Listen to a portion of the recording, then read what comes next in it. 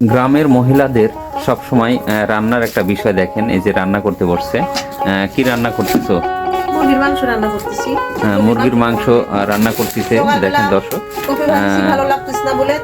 সকালে কপি ভাজা ছিল এবং মুরগি সেটা দেখেন কষানো হয়েছে।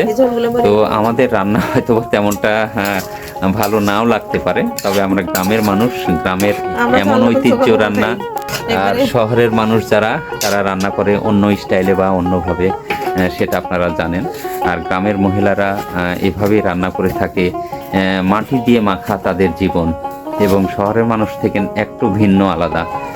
তো যা হোক, আপনারা সঙ্গে আছেন, প্রতিনিয়ত আপনাদের মাঝে ভিডিও নিয়ে আসি।